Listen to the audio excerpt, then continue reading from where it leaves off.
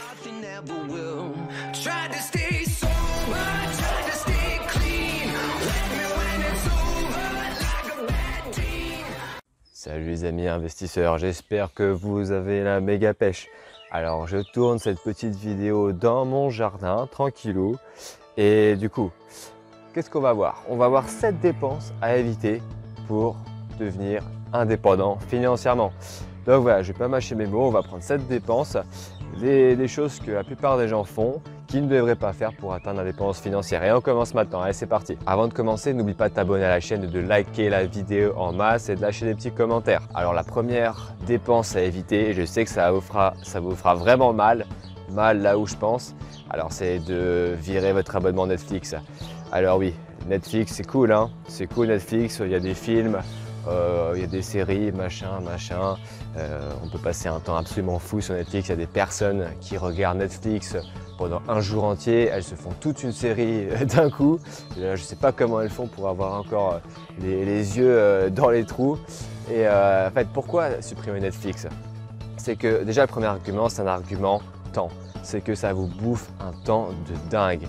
Bon voilà, on a des documentaires intéressants sur Netflix, mais à un moment, voilà, arrêtez. Arrêtez, ne regardez pas Netflix tous les jours. Imaginez si tout ce temps, vous le consacrez à faire quelque chose de plus productif. Si par exemple ce temps-là, tu le consacres à, je sais pas, tu crées une entreprise, voilà, tu crées un blog, tu te renseignes sur comment investir en immobilier, comment investir en bourse. Ça, c'est du temps utilisé à bon escient. Netflix, quand tu vas regarder House of Cards, quand tu regardes Breaking Bad ou tu regardes Elite, c'est la nouvelle série qui cartonne, qu'est-ce qui se passe en fait? Est-ce que ça t'apporte quelque chose? Est-ce que ça va t'apporter quelque chose? Non. Donc peut-être que tu n'es pas dans ce cas-là, mais peut-être que tu l'es également. Moi, j'étais dans ce cas-là il y a encore 2 ans. Voilà. Bon, je savais déjà investir en bourse, j'avais déjà pris un peu le temps. Mais j'ai procrastiné à mort sur Netflix. Et au lieu de faire ça, j'aurais pu créer ma chaîne YouTube, mon blog, j'aurais pu faire d'autres choses. Donc, ce que tu vas faire, si tu veux devenir indépendant financièrement, tu vas dégager Netflix, voilà, tu résilies ton abonnement. Et le deuxième argument pour Netflix, c'est que forcément ça a un coût tout ça. Au début ils étaient à 7,99 €, moi quand je l'avais acheté c'était 7,99 €. Maintenant on est à quoi? C'est environ 12 balles pour un seul écran. Et si vous regardez là sur un an, ça nous fait environ 150 boules. Sur 10 ans, voilà, ça nous fait 1500 € qu'on aurait pu investir. Donc voilà, ça c'est encore des choix. Donc voilà, on a vraiment les deux raisons pour lesquelles vous devez dégager Netflix tout de suite. Et la deuxième dépense à absolument éviter, cher ami, c'est limiter les restos. Donc voilà, on ne va pas non plus s'arrêter de vivre, hein. On ne va pas aller dans une caverne et vivre en permaculture, hein. Non, les restaurants, je sais que c'est un plaisir, hein. C'est super de partager des expériences avec d'autres personnes, on peut rencontrer des personnes. C'est pour ça que je ne vous les conseille pas. Voilà, quand vous allez au restaurant, vous pouvez échanger sur des sujets assez intéressants et ça vous fait sortir, c'est bon pour le moral. Mais voilà, un par mois les amis, un par mois.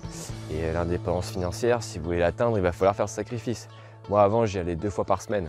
J'allais 2 fois par semaine au restaurant, j'avais mon salaire, il ne me restait plus grand chose. Là, je suis passé à un par mois.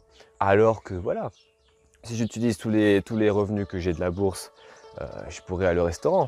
Je peux y aller 1 fois par jour si je veux, mais je ne vais pas le faire parce qu'en fait, ces revenus-là, ces dividendes que je perçois avec les plus-values, je les réinvestis parce que je ne suis pas encore libre financièrement. Donc voilà, limitez vraiment les restaurants et essayez de privilégier la cuisine homemade. Faites vos courses, faites-les intelligemment, ne dépensez pas dans de la merde, dépensez pas dans les Smarties, les sneakers ou les Kit Kat ou je sais pas quoi.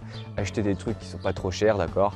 Et tout devrait aller pour vous. Troisième dépense à éviter, le shopping compulsif. Alors, peut-être que toi, voilà, tu aimes bien te faire beau, tu aimes bien avoir les vêtements à la mode.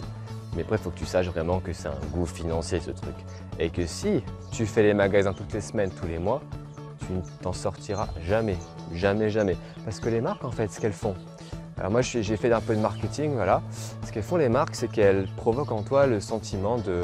Voilà, elles font en sorte que tu penses que tes vêtements ils vont devenir old school et que ça va être démodé, que tu auras l'air d'un pecno dans la rue. Donc elles font ça pour que tu rachètes ta nouvelle collection. Et ça marche parce que la plupart des gens, 90% des gens, ils tombent dans le panneau et ils se font avoir comme des cons. Et du coup, qu'est-ce qui se passe? Tu ne peux pas devenir indépendant financièrement, tu ne peux pas épargner et tu ne peux pas investir surtout. Donc voilà, donc je vais te donner ma petite expérience. Donc moi j'ai travaillé Donc dans le secteur financier, voilà, j'étais dans différents cabinets comptables, banques, etc. Je ne vais pas vous donner le nom.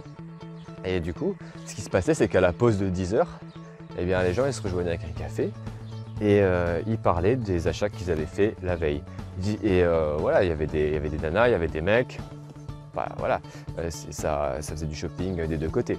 Donc ce qu'ils disaient, c'est ouais, hier je me suis acheté un super colis sur Asos, j'ai acheté des super sandalettes, et l'autre gars il disait ouais, moi j'ai acheté des sneakers New Balance hier.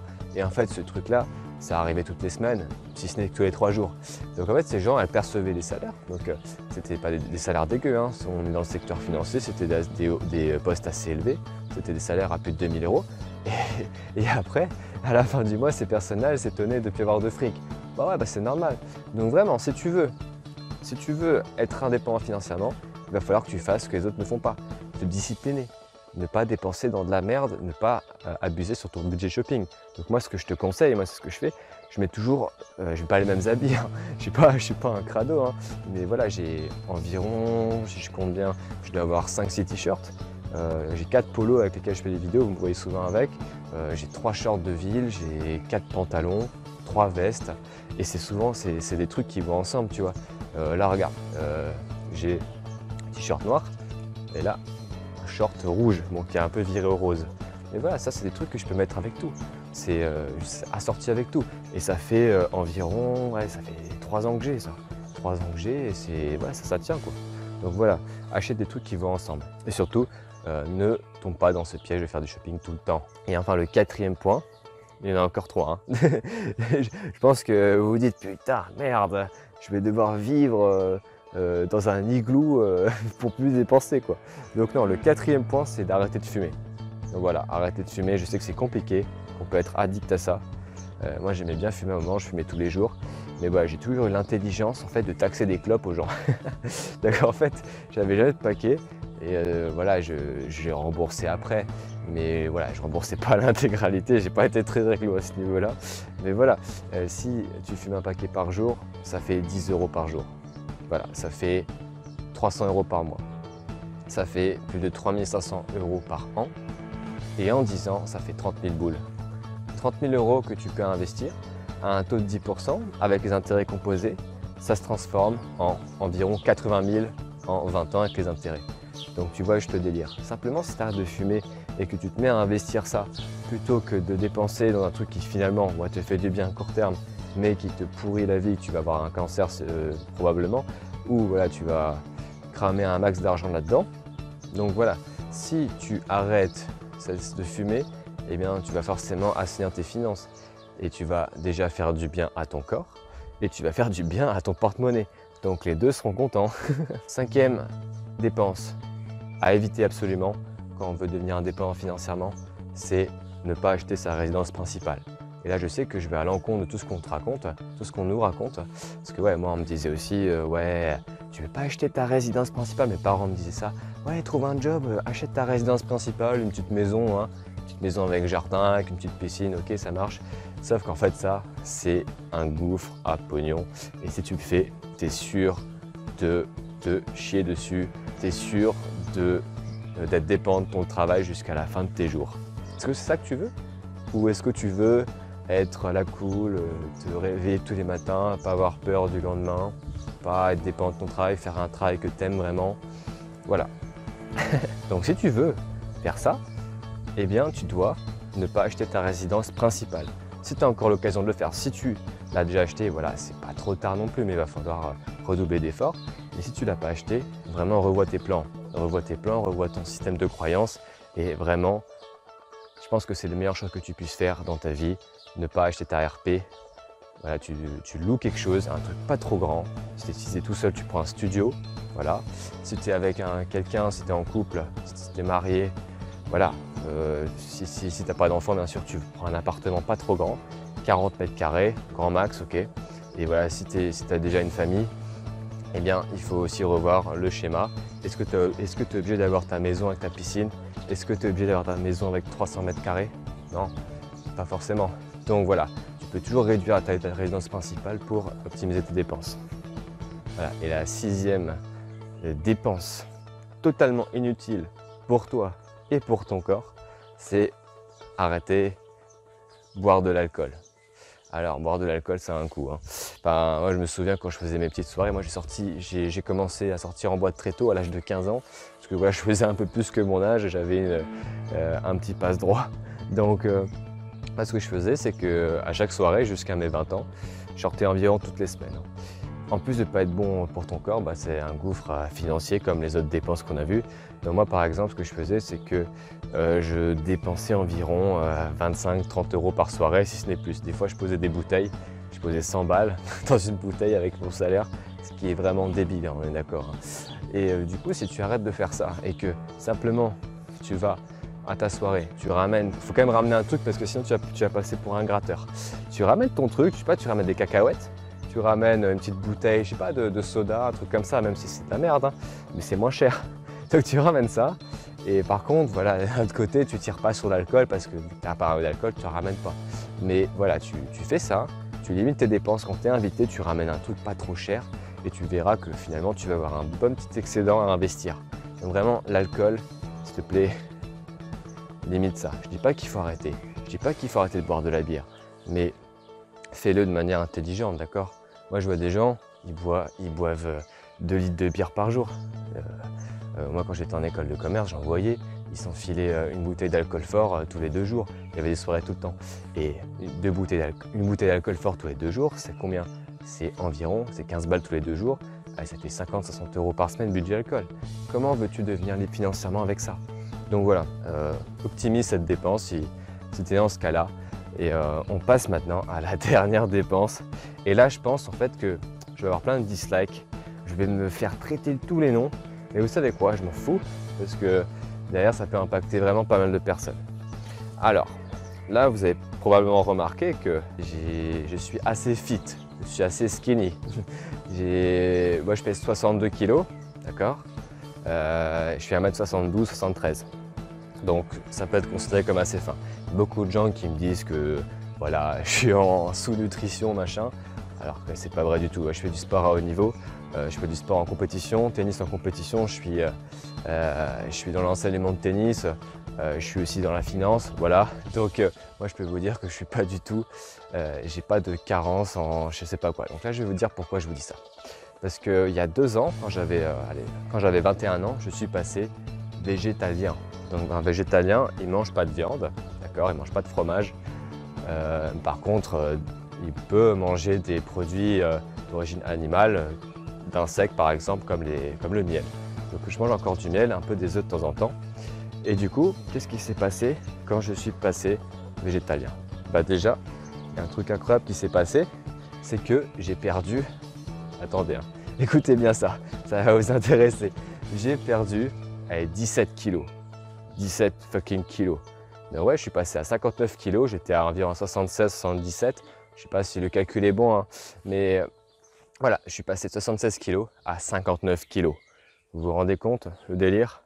Et ça a eu un impact incroyable sur ma vie parce que le fait de passer à une alimentation végétale, eh bien, ça me donne largement plus d'énergie.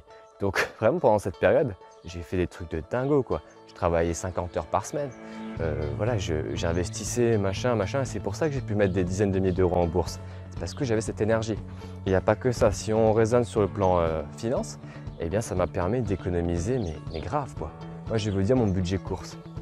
Mon budget course, il est à 40 € par semaine, tout seul, si ce n'est 30. On va dire 30 €, 40 € par semaine. Donc c'est vraiment que dalle. Moi j'ai des amis, c'est 90, 100 € par semaine. Pourquoi? Parce qu'ils bouffent de la viande. Je ne suis pas en train de dire, voilà, je suis pas en train de vous convertir. Je déteste les gens qui font ça. Je ne vous juge pas parce que vous mangez de la viande, du fromage.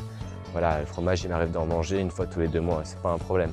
Mais voilà, la viande et tous les produits animaux, déjà on n'en a pas besoin. Ça c'est un autre débat. Et en plus ça coûte la peau du cul. Ça coûte la peau du cul. Quand je bouffais du fromage et que voilà, j'allais chez le fromager, je payais 11 balles mon fromage. Je prenais du fromage aux truffes, 11 balles. 11 balles le fromage. C'est un tiers de mon budget course, ridicule. Donc voilà, si tu peux optimiser ça, je te dis pas qu'il faut que tu deviennes comme moi végétalien, vegan. Je te dis pas de devenir végétarien, mais voilà, optimise, réduis tes dépenses sur la viande, réduis tes dépenses dans les produits laitiers, parce que déjà en plus d'être mauvais pour toi, c'est mauvais pour ton portefeuille. Donc moi je suis au courant que je vais avoir des dislikes, je suis au courant que je vais avoir des haters sur les commentaires, mais bon, j'en ai rien à foutre parce que derrière je pense que je peux aider pas mal de personnes. Donc voilà, j'espère que cette vidéo t'a plu, j'espère qu'elle t'a pas trop secoué. Là tu te dis ouais, ça va être compliqué de limiter ses dépenses. Comment est-ce que je vais faire? Mais procède, voilà, par étapes, tu vas pas tout arrêter d'un coup. Concentre-toi sur un point, d'accord? Tu peux te les noter si tu veux. Tu te concentres sur un point, tu fais ça progressivement et ensuite voilà, tu vas assainir progressivement tes finances. Ou bien si tu es chaud à mort, tu peux tout faire d'un coup. Moi j'avais fait tout d'un coup et ouais, c'était compliqué au début mais finalement ça paye quoi. Donc vraiment, fais ça progressivement, ne te prends pas trop la tête, ne te stresse pas. Fais ça à long terme, tu verras qu'il y aura des résultats. Donc voilà, j'espère que vous avez aimé cette vidéo. N'hésitez pas à la liker en masse, n'hésitez pas à mettre un petit commentaire pour échanger avec nous tout ce que vous pensez de la vidéo. Et bien sûr, on se dit à très bientôt pour une prochaine vidéo. Allez, ciao!